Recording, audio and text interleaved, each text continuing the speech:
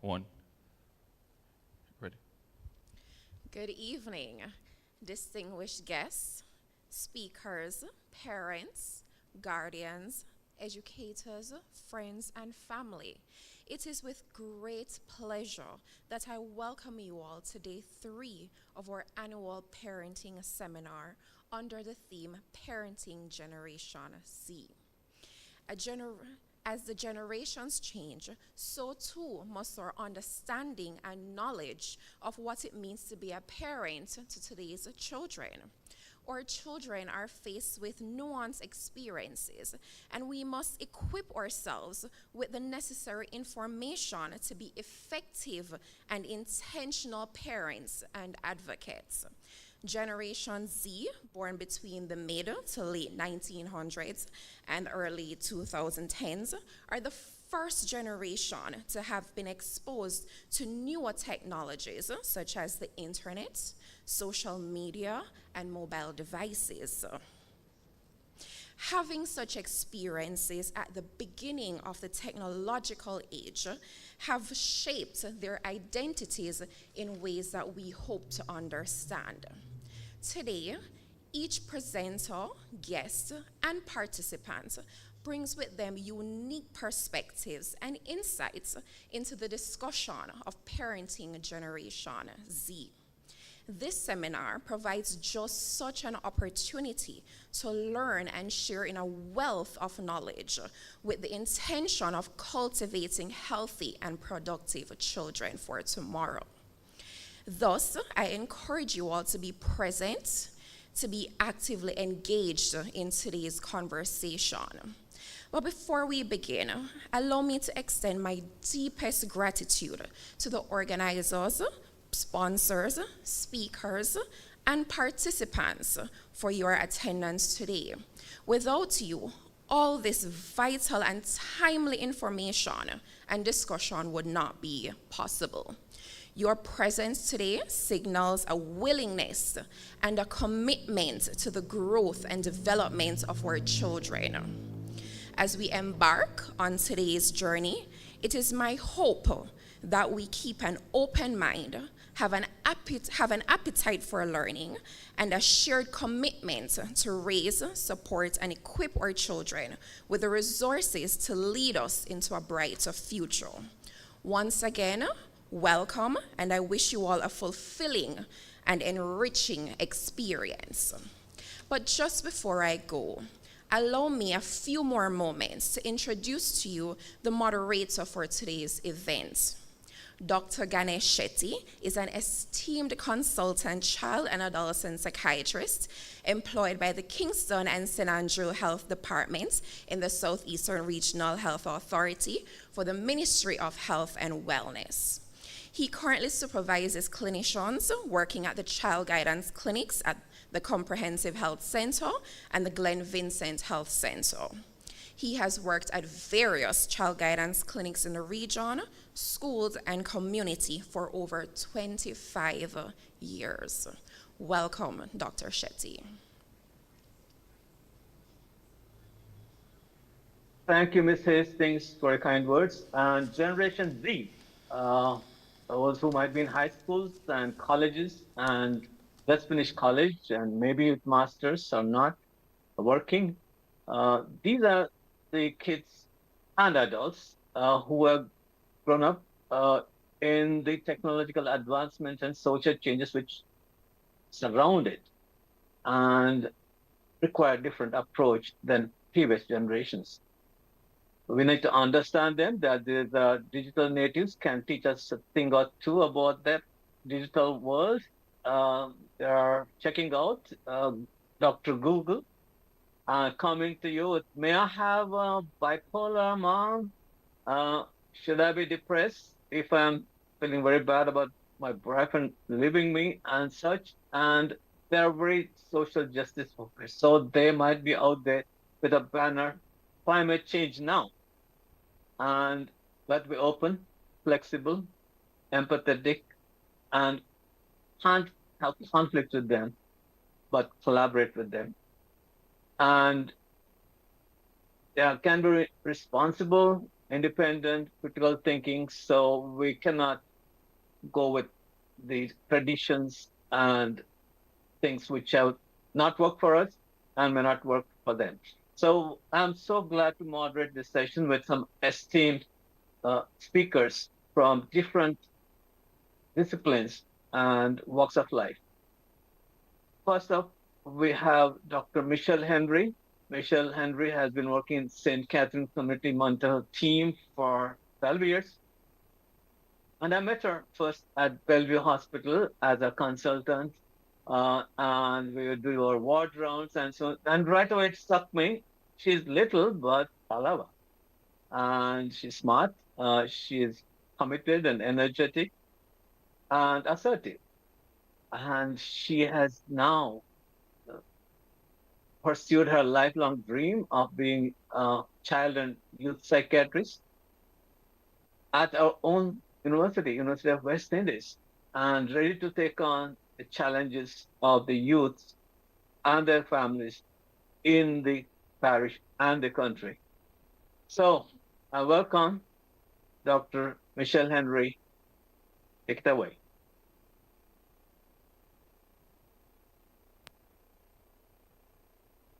Thank you, Dr. Shetty, for such a great and excellent introduction of me. I am humbled to be here today presenting this topic to you. Now, it's a very big topic, and the challenge was to ensure that I could do this in 7 minutes.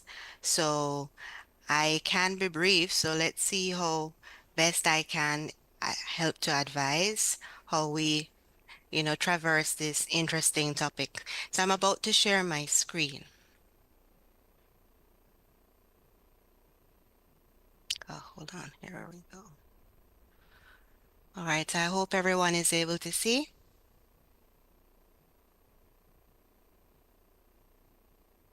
Okay.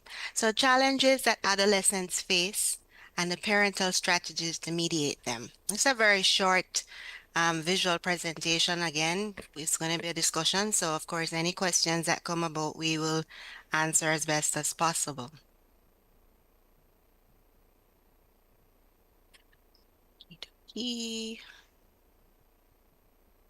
All right. Let's see why we're not moving. Stop the share a sec. Let's shrink. Find out what's happening. Exit.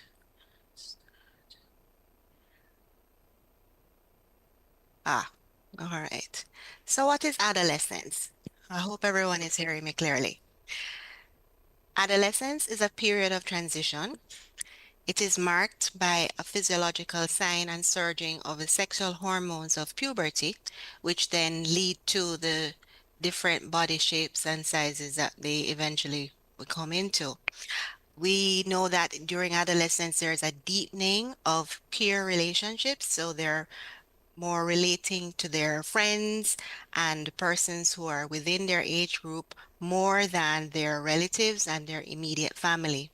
It's a time when there's autonomy in decision making, and also there is that time when they tend to pursue the things that give them joy and the things that they will later develop their careers in or businesses or whatever they choose to pursue, so their intellectual pursuits.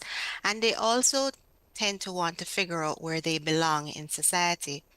It's also a time of exploration and making choices, and they'll have a gradual process of working towards an integrated concept of self. Adolescents are therefore described as works in progress. So what is considered normal adolescence? Normal adolescence is a degree of psychological adaptation.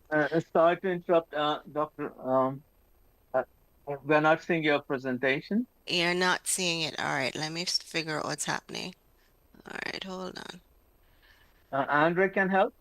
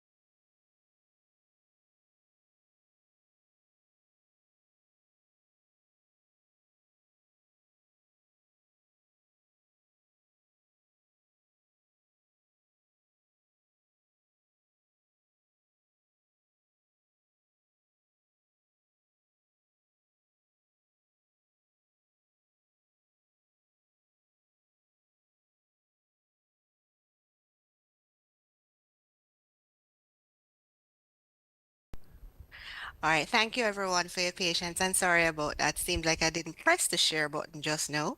So here we go. Challenges and adolescents face and the parental strategies to mediate them. It's a pretty short presentation. Had to crunch it into 7 minutes. Now we're going to crunch it into three. All right, so adolescence is a period of transition. It's marked by the physiological signs and surging sexual hormones of puberty with deepening peer relationships. This is when they're now going to try to make their own decisions, so they want autonomy in that, with intellectual pursuits and social belongings being sought. And then, of course, there's a time for exploration and making choices. And this process is a gradual one, and the process goes towards an integrated concept of self. So they're determining who they are as individuals. And adolescents are actually described as works in progress. So, what is considered normal adolescence? It's actually the degree of psychological adaptation achieved while navigating hurdles and meeting the milestones characteristic of this period. And Eric Erikson, one of the founding psychologists, the theorists, noted that at this time in the stage, it's really identity versus role confusion. And so you have three stages of adolescence. Early adolescence, which is usually for us around at the time of puberty. So for us in this side of the hemisphere, the African descent tends to be around 9, on average anywhere between 11 to 14. Middle adolescence is considered between 14 to 16, and late adolescence between 17 to 19. And this is just a picture generally of explaining what happens with adolescents. So generally speaking, even though the brain was thought initially to only develop within childhood and then stop at adolescence, it is found actually that the development of the brain continues until about the third decade. And what this is showing is that the brain actually tends to mature in reverse. So you have a lot of gray matter, yes, which is determined by the red areas, but that gray matter does not mature. In other words, the connections between the gray matter and the white matter does not really happen until later on in the late part of adolescence. And what that means is that children when they're going into adolescence will tend to be more emotional. They'll go more with their drives, and as a result of that, they will also tend to be more impulsive. And so the connections between the gray matter, which help to form that part of the brain which deals with planning and decision making and judgment and all those things, will get developed late. And so this is important in understanding how they behave. So the challenges faced, what are these? First thing we'll note is that there's oftentimes parent-child discord. This is when the child starts to figure out, oh, I can actually think differently from mommy or daddy. I can actually see things differently. And it's not usually in keeping with what the parents are thinking at the time. And so as a result, there's a lot of arguments. But the arguments are not necessarily deliberate. They're not meant to hurt. They're just meant for them to recognize at the time that they now can start to think a little differently and see things a little differently. So, the other things that occur during this time are your self-esteem issues. They're now trying to figure out, do I really like myself? Do I really like what I see? Do I really, feel good or have confidence in myself? Because of the onset of puberty with the changes in their body, they now start to have body image issues. And this affects girls a bit more than the boys, but the boys can be just as affected, wondering if they're going to be as tall or as bulky and, looking very man-like and scruffy. So these are some very important issues. Then the need to belong, the challenges faced there, they have peer pressure. Their peer groups, they want to make sure they fit in. They want to be with the in crowd. They don't want to be left out. And unfortunately, that also includes if they are liked by persons with negative ideas and negative behaviors, then those things are going to be reinforced and they'll want to be in gangs. And of course, there's a challenge of being bullied and they themselves being bullying. And in this day and age, with the use and advent of the internet and electronic devices, there's also cyberbullying, which is a big problem. Then, too, there are learning challenges. So remember that they had the the desire to be intellectual and to, learn about different things. But some persons may want to be doctors, lawyers, high academic achievement, but because they may have had challenges learning, or they find that the work is just too different or too hard to grasp, then they now have learning challenges. Sexual behavior starts to display and arise at this time, and they now have to navigate, what does this all mean? Why do I feel this way? Is what I'm feeling the way I'm supposed to be feeling? And yes, it feels good, but can I control it? And suppose I don't want to control it, what will happen to me? Do I even want to care about what happens to me? So these are some of the things that they have to deal with. Then, of course, there's substance use. And of course, with substance use, we have to be concerned about whether or not they're going to experiment versus whether or not they're going to become chronic users. Behavior challenges such as impulsivity, because the prefrontal cortex, that front part of the brain, and the gray matter takes so long to make the connections with the white matter, and the pruning and all those beautiful terms take so long to occur. Adolescents tend to be more impulsive and more emotional. And so as a result of that, their behaviors will be, they will actually act before they think. And that's when they get themselves in a lot of trouble. And then, no, there are more serious issues that can occur.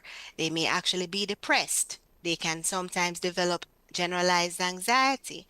They may even be traumatized during this time and have physical, emotional, verbal abuse, even sexual abuse.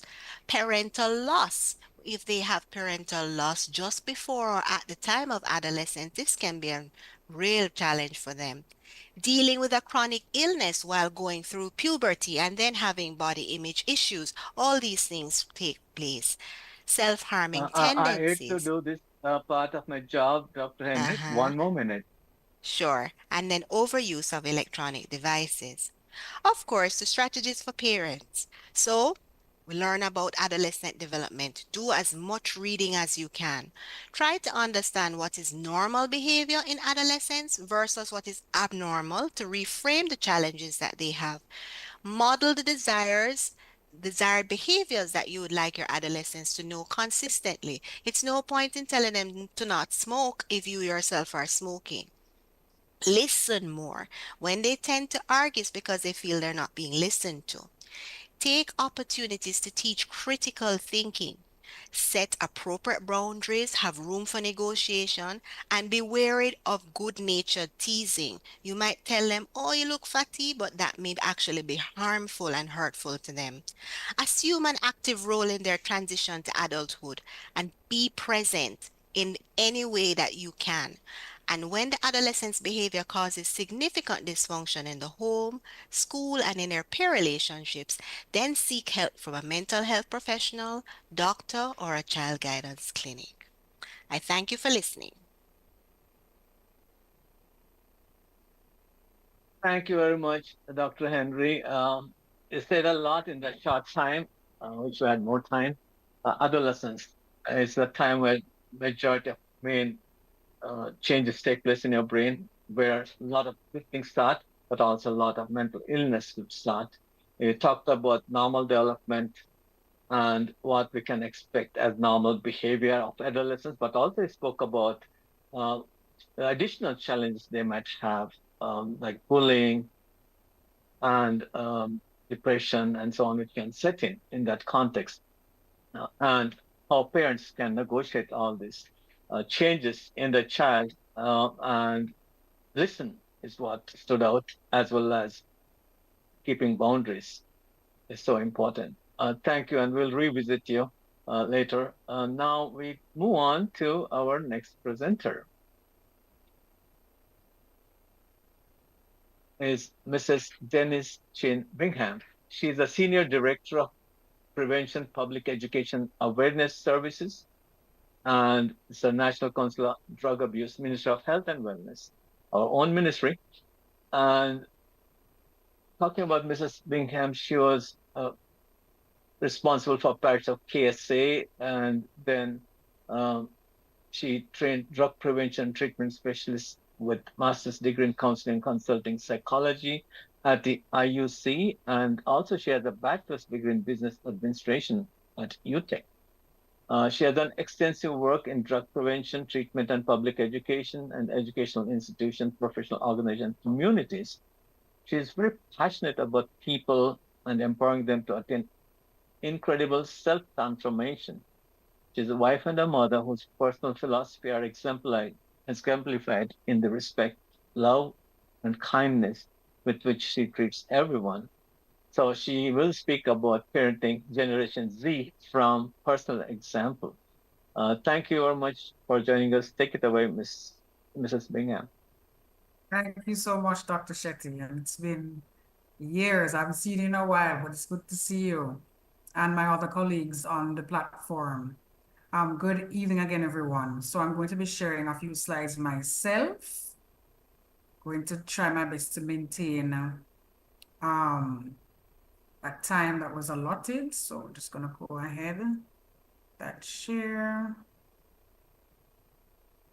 And let me know when you're seeing my screen.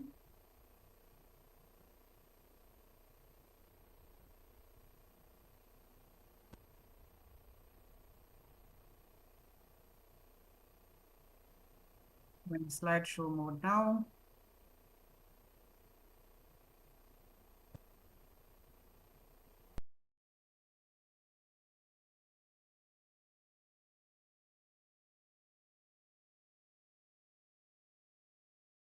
Great. All right. So thank you again for that lovely welcome, Dr. Shetty.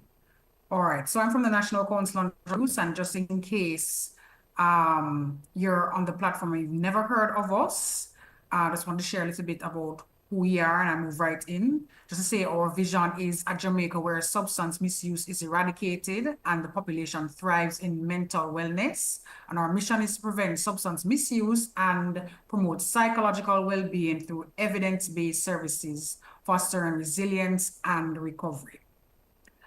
Now, we mentioned earlier, we're National Council on Drug Abuse, and there's a component that we focus on, research. Now, we recently concluded and disseminated and launched our National Drug Prevalence Survey for 2023. And here you see a map of Jamaica showing, you can look at your parish and see how they're doing. But as we know, the three main substances used in Jamaica are ganja, alcohol, and tobacco, with alcohol being the #1.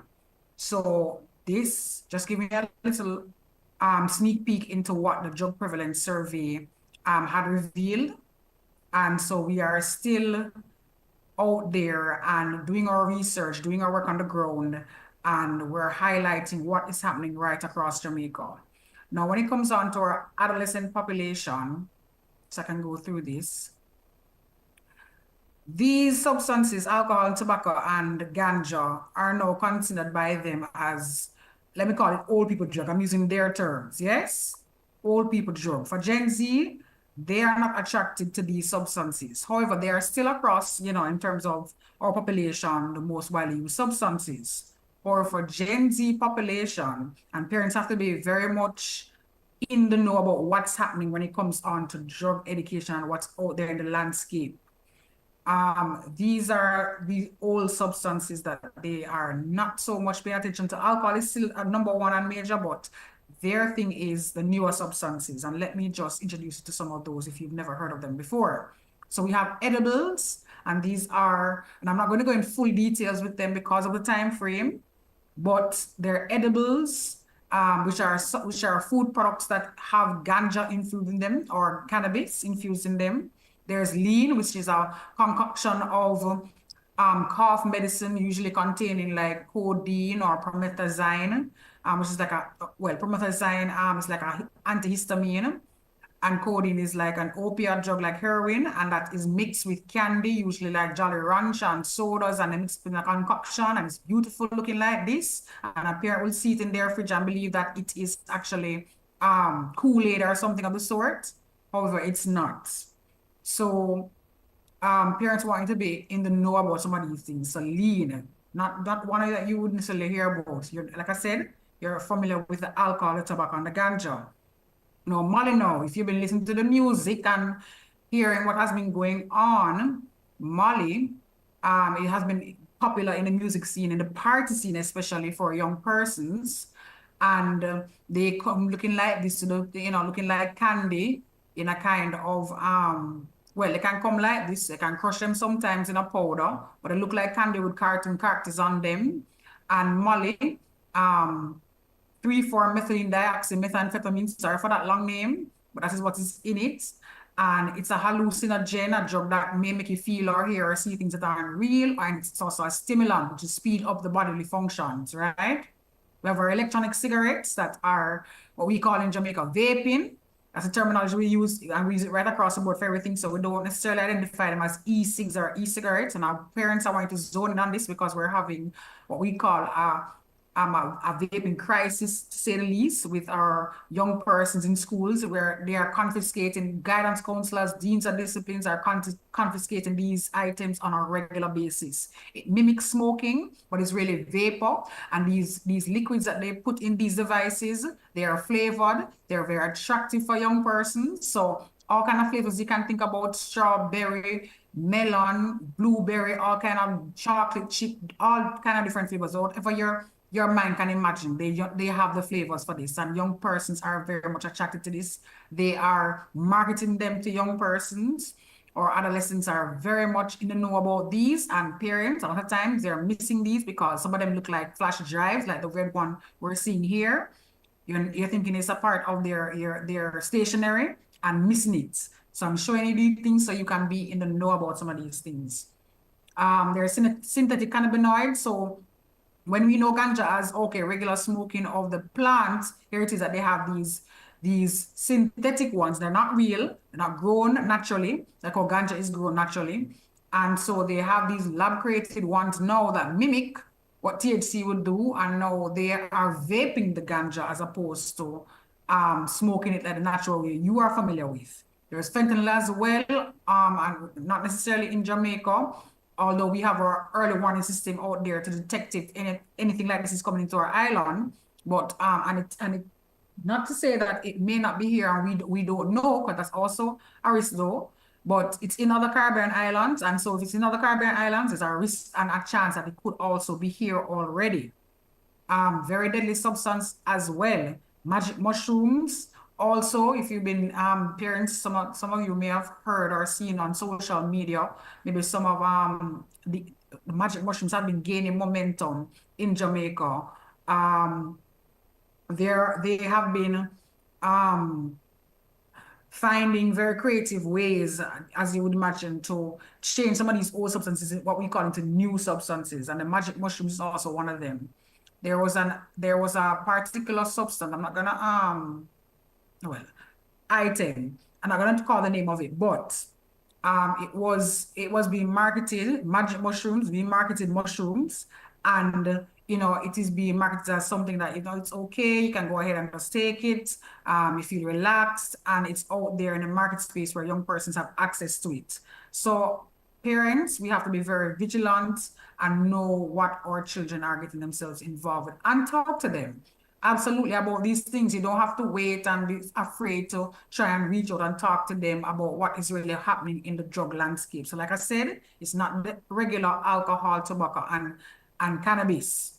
Now, in terms of the general effects on the body, you have nausea, vomiting, muscle weakness, drowsiness, and so on. So these are not very light, or should be taken very lightly in terms of the effects of these substances. My colleague, Dr. Henry, just spoke about the effects on the brain. So if you start any kind of drug use from early, it can impact how the brain develops properly. So we encourage young persons to stay away from it. And as a parent, you can talk to young person about, you are very much focused on school. These are your goals, and disrupting the development of your brain is going to clearly carry off the path of those goals. So you can have that conversation with your young ones.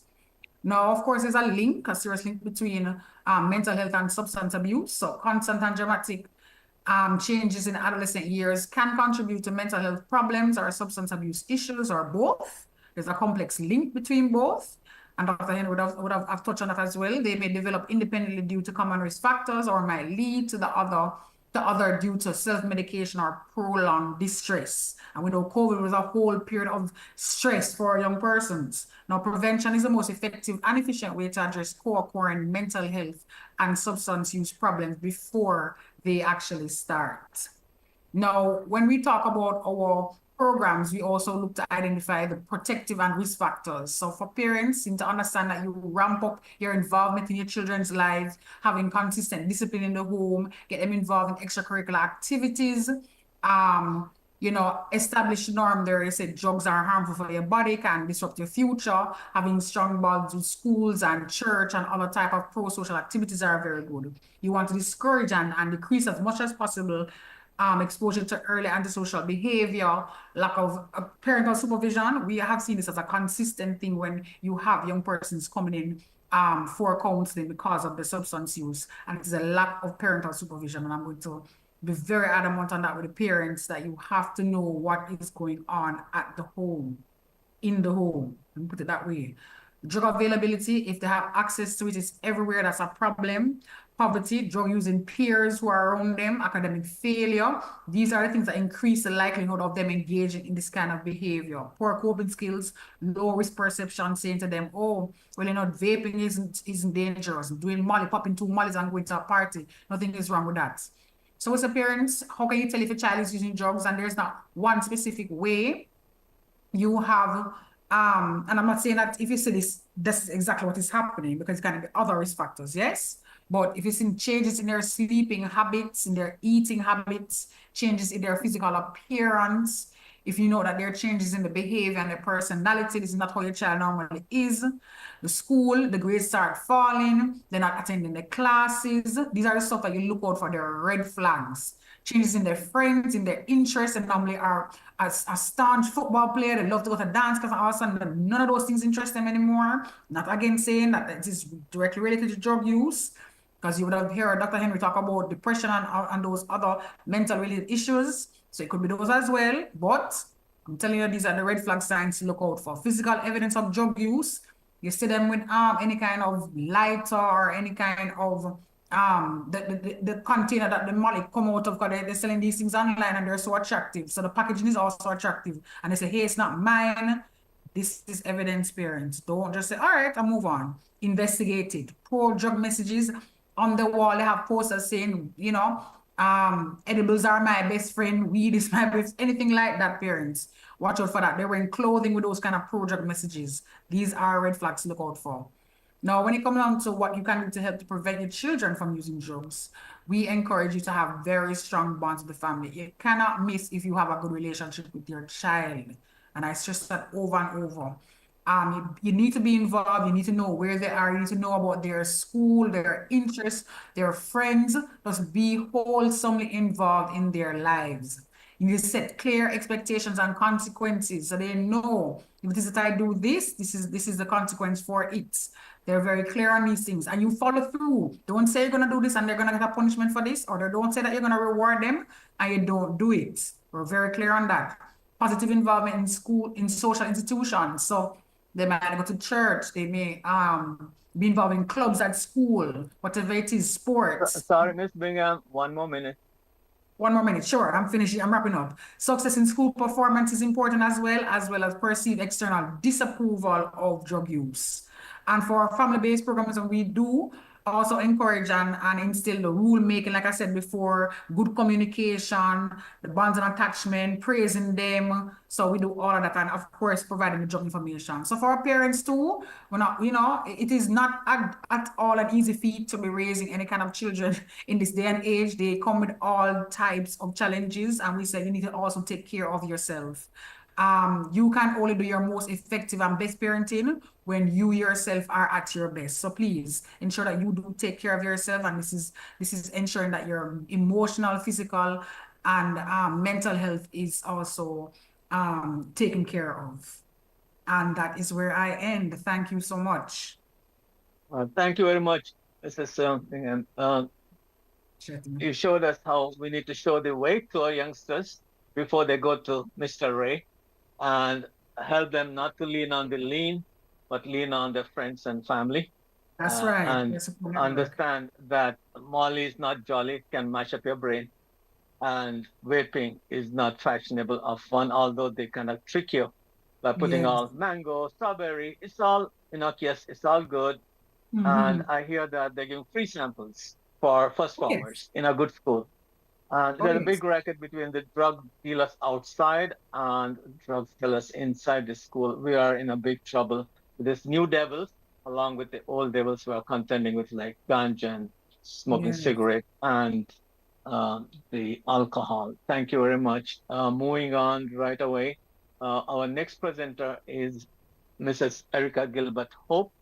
Mrs. Hope joined Child Protection Family Services Agency Investigation Unit approximately 9 years ago as a social worker investigator, and she has helped to transform the lives of many children and their families. I myself have referred a lot of families and children to her to resolve some really difficult issues of care and protection, which is really emergent when I see them in my clinic.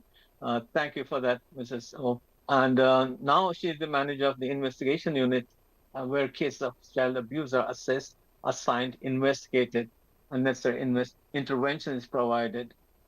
She enjoys helping children and their families, and sometimes it's not easy. The situations are difficult, the families are difficult, the parents are fighting each other like cats and dogs. Oh my God, it's a very difficult job sometimes, and she does it resolutely and with a lot of commitment and effort.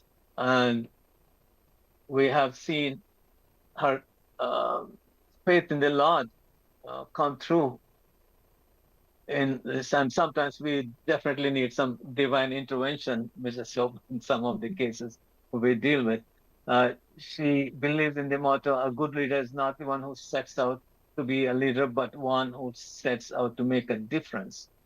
And of course, our faith in the Lord gives us strength to deal with so many difficult situations and families she has to on a daily basis. Take it away, Mrs. Hope. Good evening. Good evening. Thank you so much, Dr. Shetty.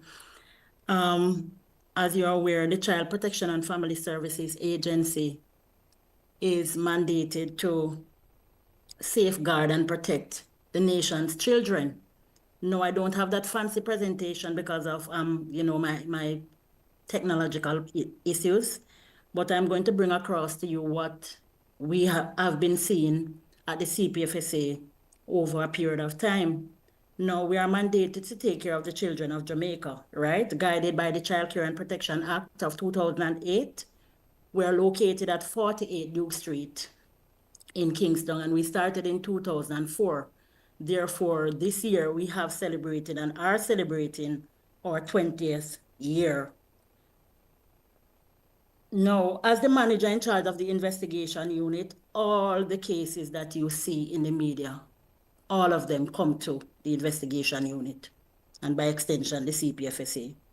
Right, we are tasked at the agency to assess, as mentioned before, reports received, assign for investigation, and provide the necessary intervention. Now, these reports are received from the National Children's Registry, right, from family members, from the media, etc. At the investigation unit of the CPFSA, we receive over 12,000 reports each year, reports of child abuse. They are neglect, physical abuse, sexual abuse, emotional abuse, and we also receive cases of children regarding behavioral problems.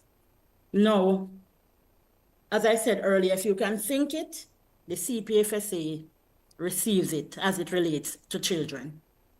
The family is the preferred environment for children. However, unfortunately, many families have been neglecting their responsibilities to these children. Hence, they end up in state care from time to time. I just want to pause here to let you know that it is not easy to parent Gen Zs. I'm telling you, we are getting a lot of cases, but we realize at the CPFSA that there's neglect as it relates to parental responsibilities. Hence the reason why some of the children end up in state care. From investigations being conducted over the years, parents are neglecting their responsibilities and have been betraying their children's trust.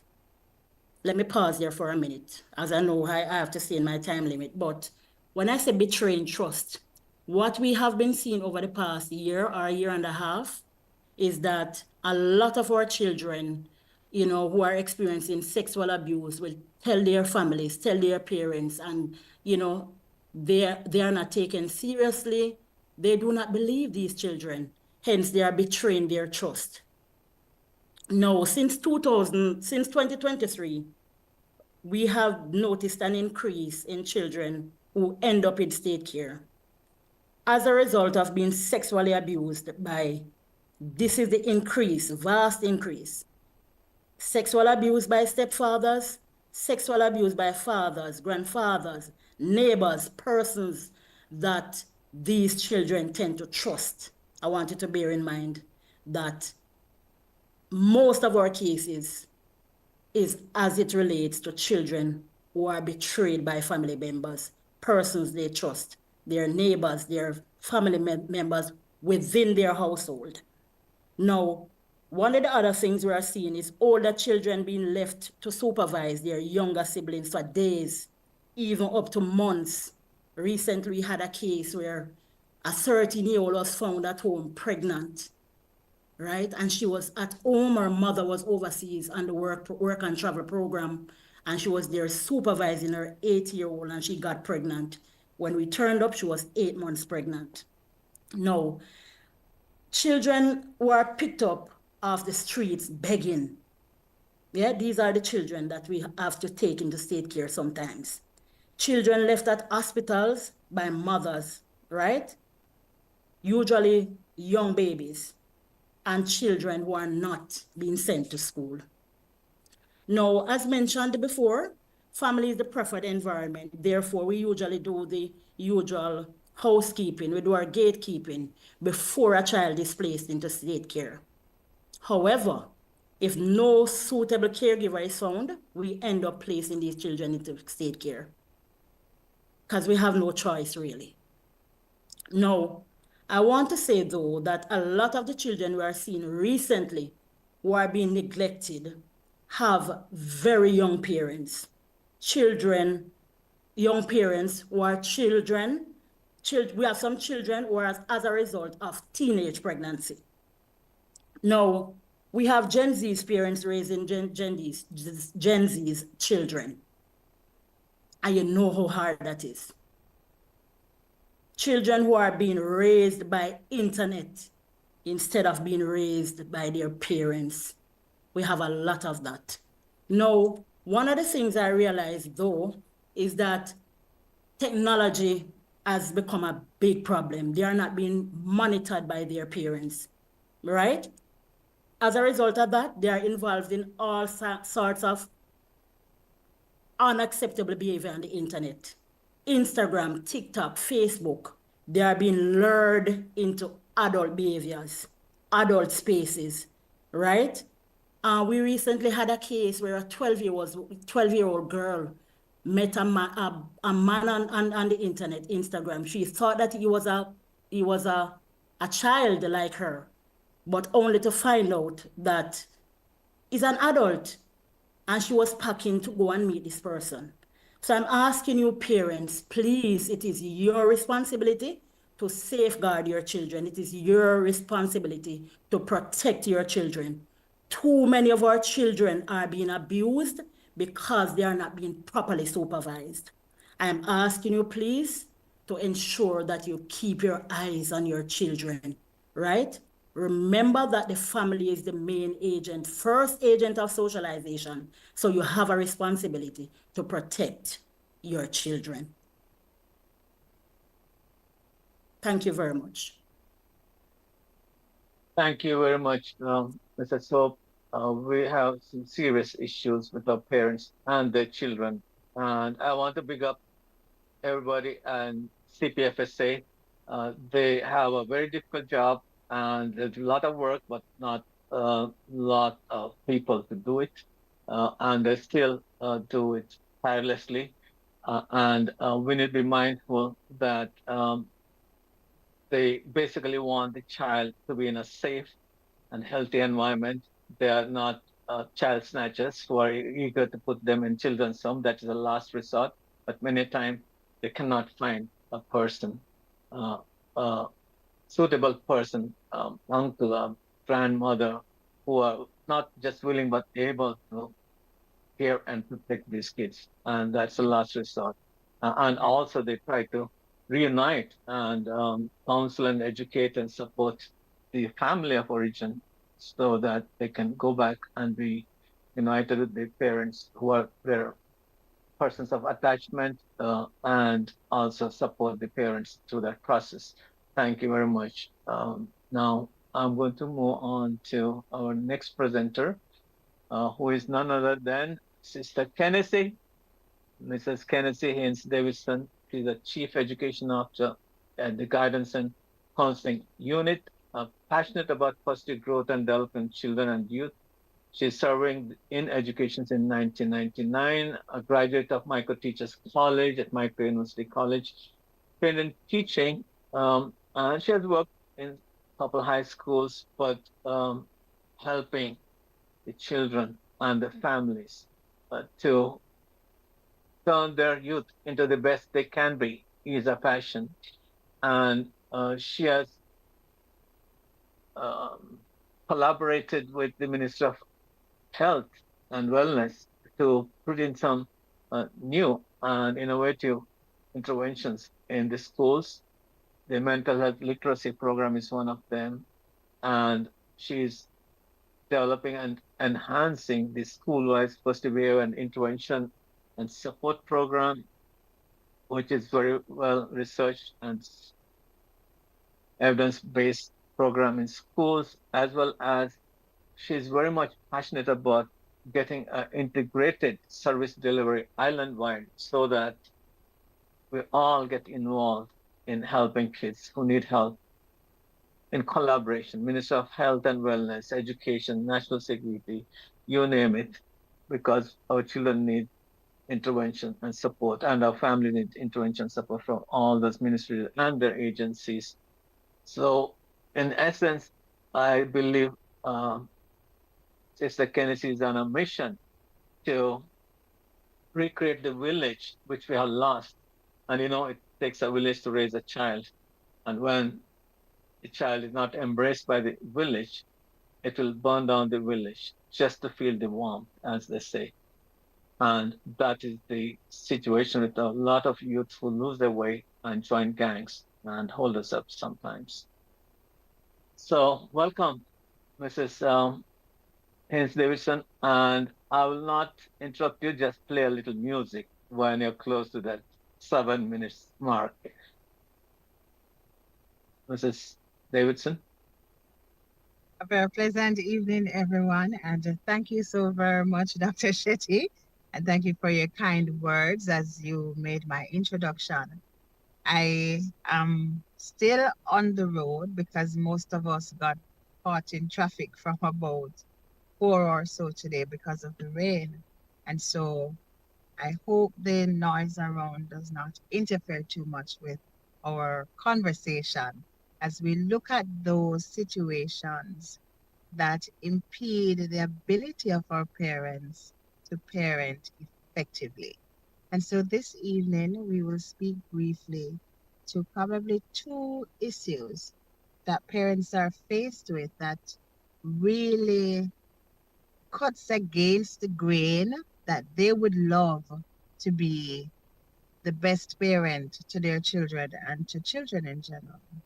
And so I thank you so much for having me be a part of this program because I listened to our speakers before, and there is a wealth of knowledge and willingness, commitment, and dedication among this team of persons to make Jamaica that place that Vision 2030 speaks about. And so one of the issues we find with parents that really interferes with their abilities to do what they really want to do in a very good way as it relates to parenting is getting past their own past. We speak about the ACs, we speak about the adverse childhood experiences, and some people have not yet got on the board in terms of acknowledging this impact that their experiences have had on their lives as adults. And so sometimes it is the suppressed emotions that are directed towards the child. And instead of you coming across as a tender, loving parent, you come across with severe hostility and aggression towards a child that you often say, "Oh, I love you. Lord, me love you, my daughter. Lord, my son, me so proud of you." But then tomorrow, because you meet in a situation, your daughter or your child carries out a behavioral practice that forces you, believe it or not, to get back into your past and how your parents dealt with it. This is what leads your action. And so we would encourage parents to seek out the necessary support systems that are in place to help you become stronger psychologically. Your past we cannot take away. Truth is, we can't erase it. But if we allow you to be able to recognize it and know to become the owner of the past instead of the past owning you, then you will find it easier to navigate those emotional challenges. So, one, speak to people like Dr. Crosman, Dr. Shetty, some good pastors, not just pastors who are pastors via a title, but people who have been trained in counseling and in psychology and who can appreciate where you are. They will be non-judgmental and they will help you to navigate your own emotional space in a way that frees you up to do better at parenting. So that's one. Two, however difficult it may seem at times, open and honest communication is critical. If you are not a good communicator by nature, you won't be able to communicate with your child or with your children. And so you will immediately think, the boy too facey. Shrink. And me say if I didn't me do that when me small, me have to swallow my mother that just box all of my teeth them down my throat, you know. Truth is, sometimes we underestimate the ability of our children to understand and to care. I had a conversation earlier and I was sharing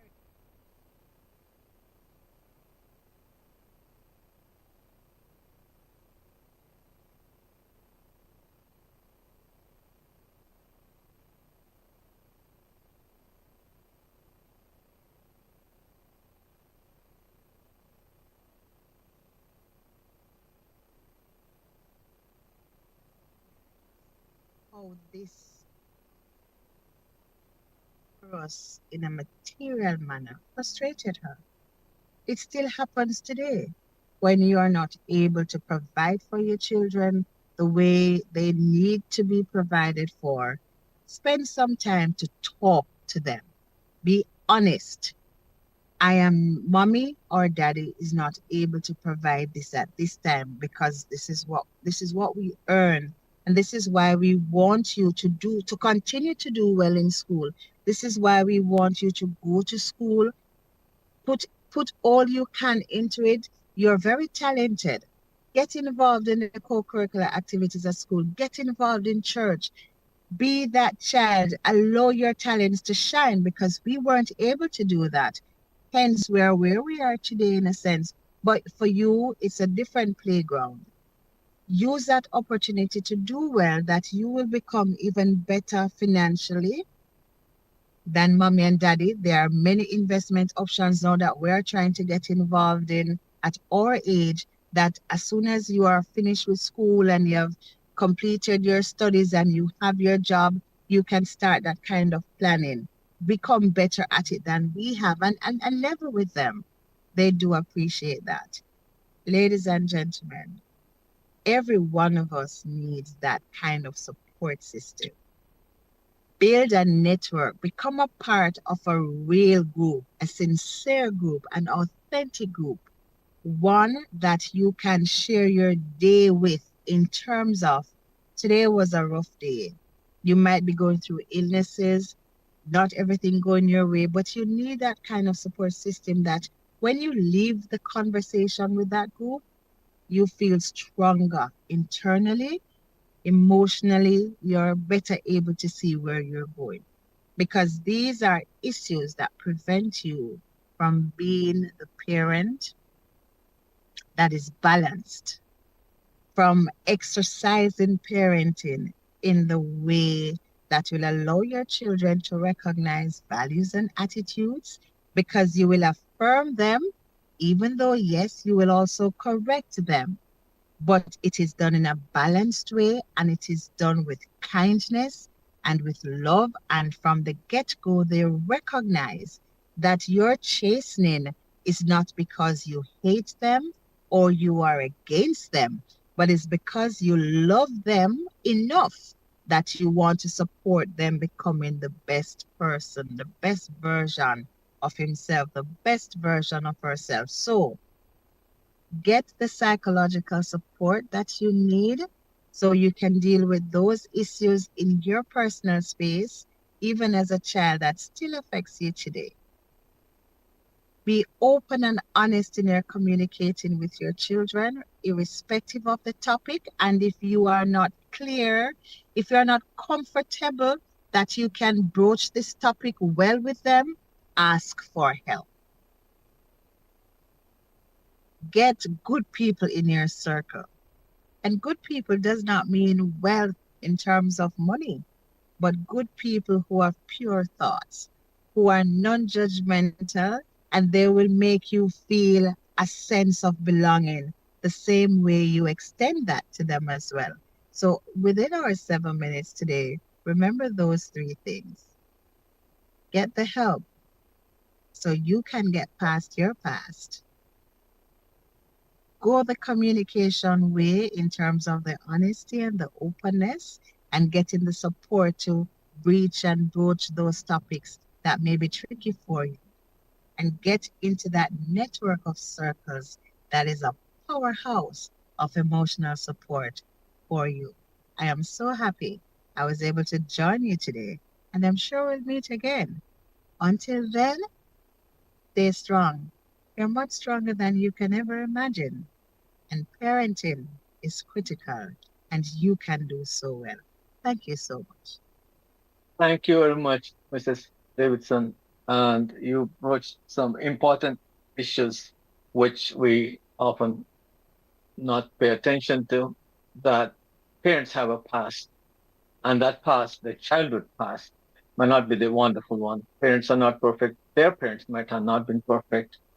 Neglect, abuse might leave a long shadow on their life, which might even shadow their parenting style and how they connect and relate to their own kids.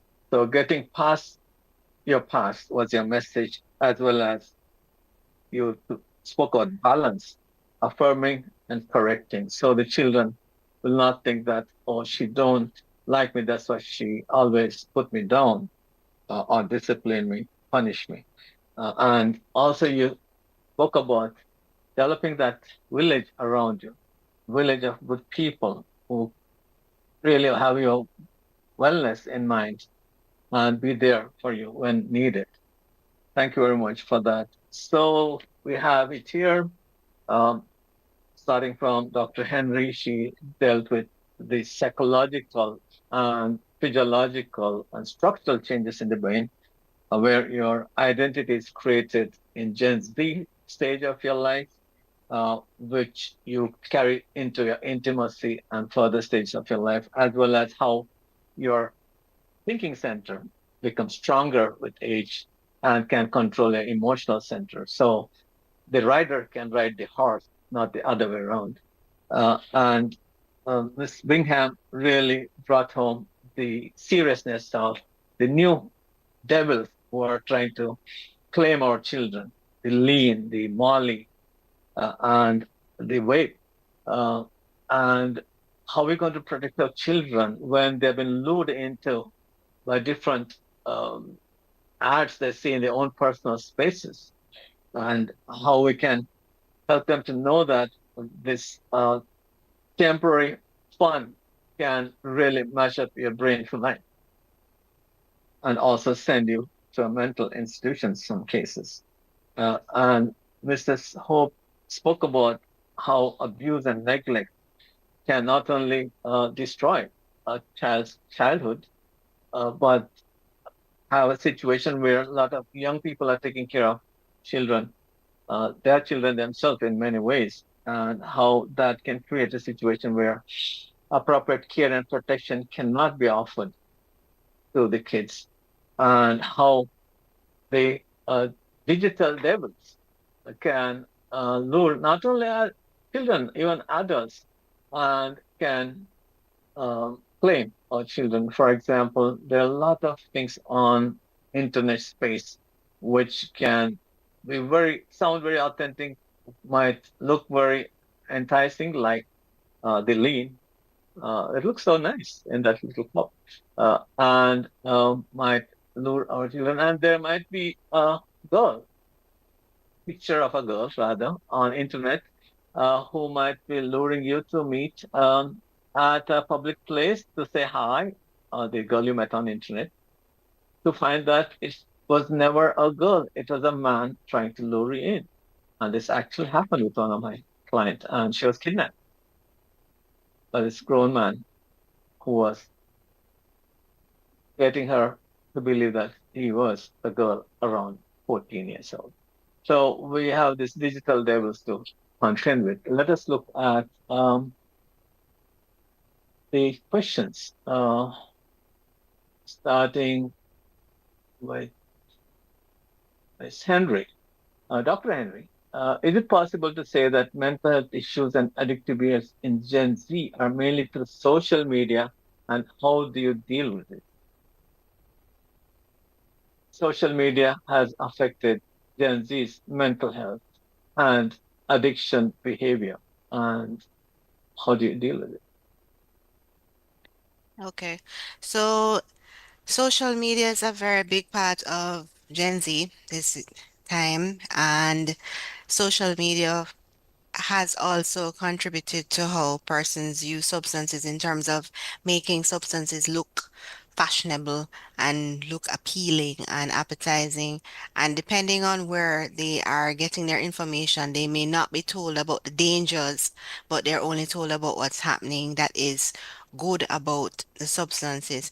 To deal with it, generally speaking, requires a conversation of speaking about the hard truths of substance use, as was brought up by one of our speakers. We have to let them know that all of these substances are going to give us a high, but at the end of the day, they have deleterious effects. They will affect our brain, especially the adolescent brain that is still growing and still maturing and still trying to produce those connections that we want to keep us permanent.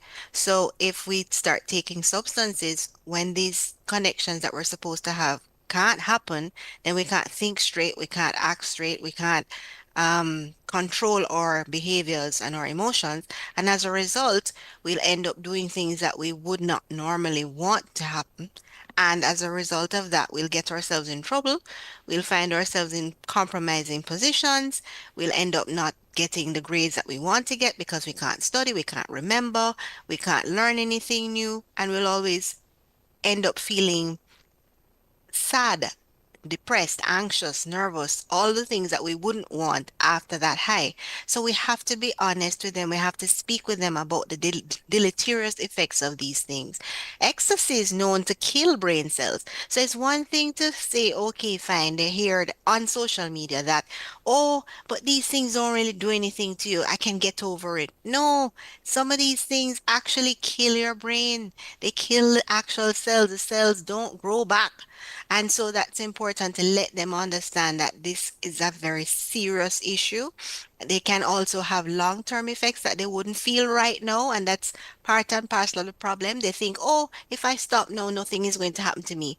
But what about 20 years down the line when you want to breathe and you find that you can't breathe properly? Those things are important. So we have to give them that honest discussion.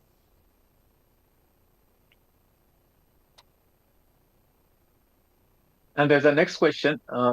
What tips would you give parents who are struggling with teen boys who are not doing well in school? Is it because of the gender challenges? Well, there are lots of reasons that they could be struggling in school. So first we need to figure out um, once the parents have been attending to them, because a lot of times children will tend to do better if they feel as if their parents are more involved, just sitting down, speaking with them, helping them to do their homework. That actually helps a lot of children to succeed in school. So the parents need to check themselves honestly. Have I been checking on my children and making sure that they're doing their homework, checking on them to make sure that they study. Even if I don't know the information, am I asking them to come and show me what they've learned, talk to me, try to teach me what they've learned? So they need to check themselves first with respect to that. If they find that they've been doing those things and the child is still having a problem or the boys are still having a problem, get them the help they need. Schools oftentimes have extra classes at school. Run down the teachers and find out the ones that are doing the work at school. So start with school first.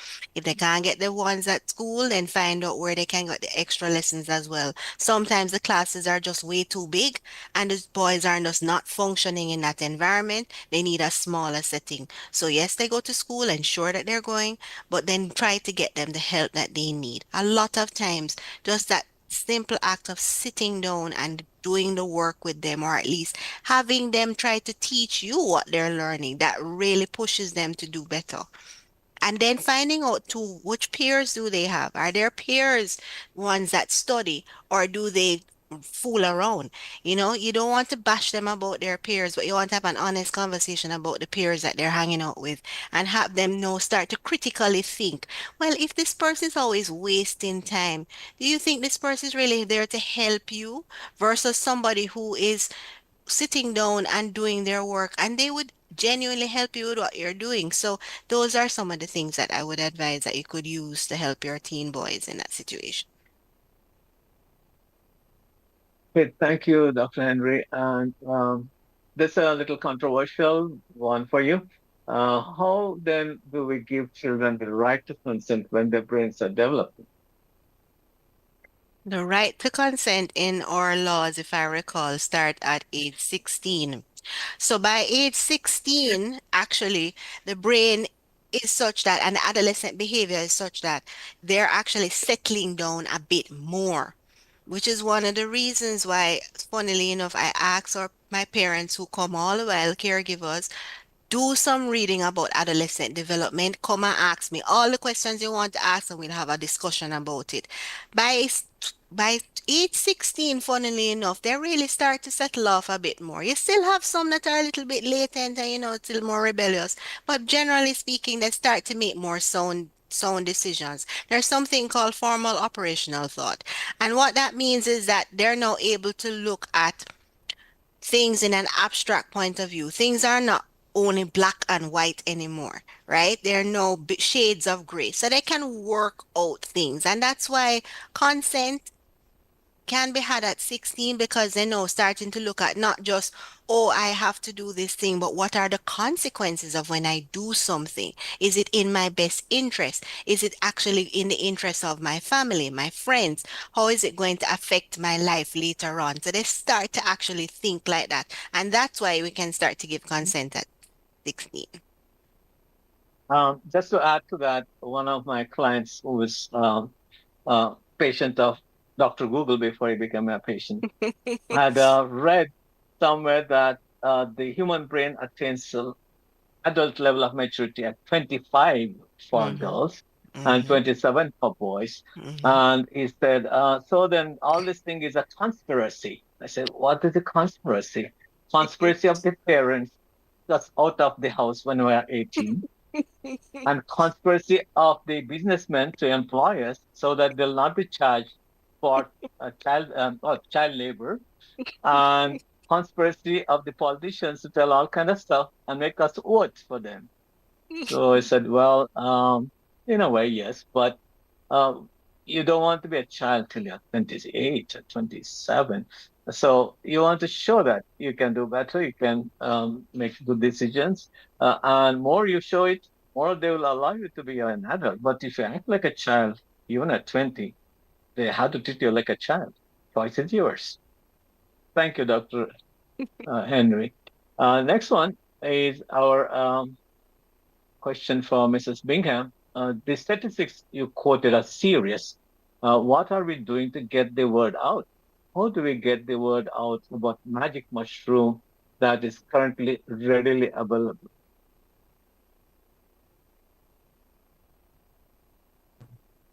Okay, Mrs. thank you for that question. So, the National Council on Drug Abuse has a number of prevention programs and public education initiatives that we have been doing and are strengthening. As a new department of the Ministry of Health and Wellness, we are expanding our reach on the ground, not only in terms of location, but personnel.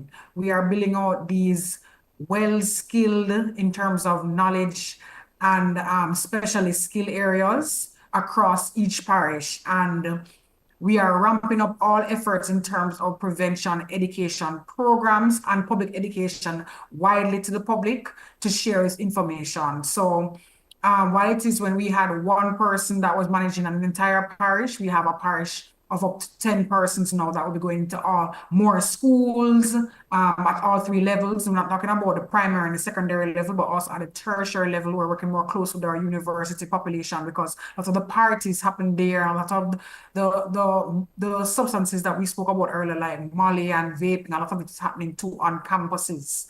So we are definitely strengthening the team members on the ground and rolling out and expanding our services. There you answered probably the next question, like what we're going to do in the schools and with the parents to make the children drug resistant and drug free. Well, thank you for that. Yes. Next question would be for Mrs. Hope. Given the challenges with teenage pregnancies, do we have programs present for teenage mothers, fathers, or are we dealing with these challenges with parenting as a consequence of economic environment?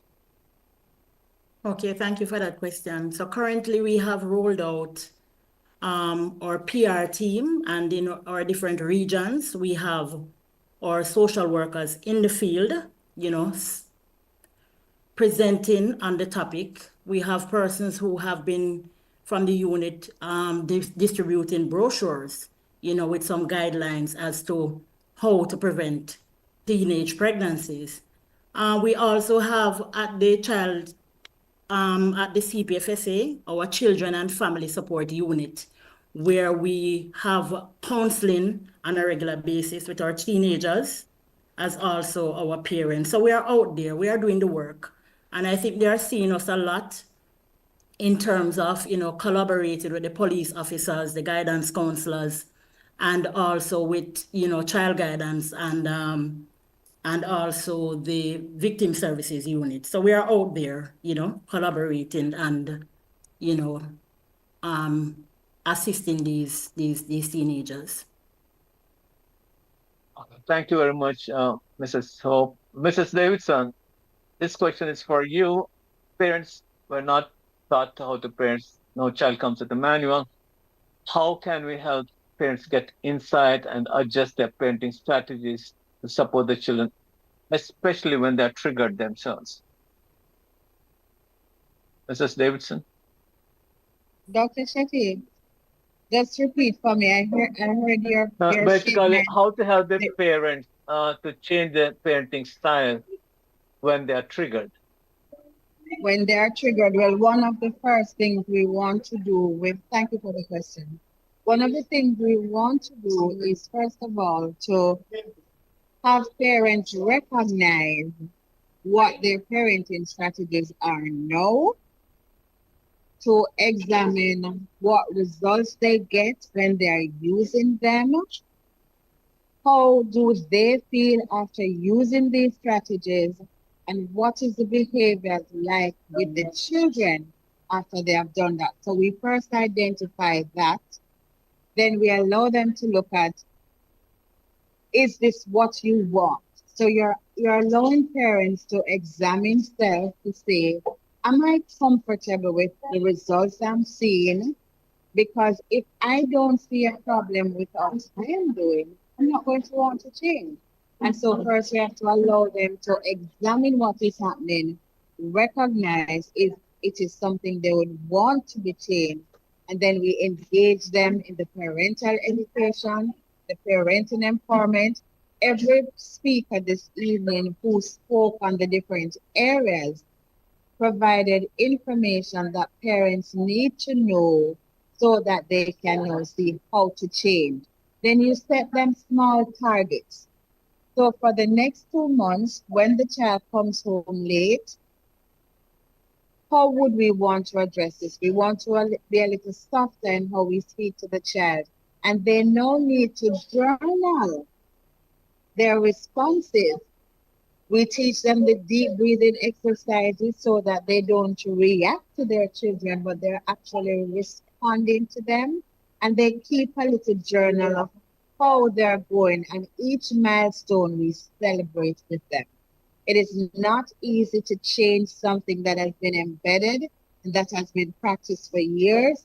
But if we allow them to recognize the difference the strategies will make when we change them because of the outcome that we're already seeing, when we accept the positive outcomes we would like, it is more likely that they will be responsive to what we're bringing to them. So we are asking them, yes, these are the ways that we are teaching them through the parent places. There are several parent places in the country. The ministry also has been engaged under the National Parent Support Commission to deliver empowerment strategies, parent sessions through the CSP2 indicator. We have been working with parents long ago with the guidance councils. Now we have the National Parenting Support Commission with a mandate to improve what parents are doing. And so we encourage them to be a part of the National Parent Teachers Association of Jamaica. Get into the schools, follow through, and know that it is one step at a time as together we help them to change. So they must document what exists, what they would like to see, and then be willing to participate in events like these, in face-to-face sessions, online sessions, courses for parents that the NPSC is putting out as well, even as they train so many parent mentors to mentor other parents. Thank you very much, Mr. Davidson. As I'm watching everybody's time, somebody's watching my time. Actually, my time is up. And Mrs. Hope, this is the last question of the evening to you. The challenges with parenting we are seeing now, particularly by CPFSA, is it because they're poor, or is it because they're not educated enough?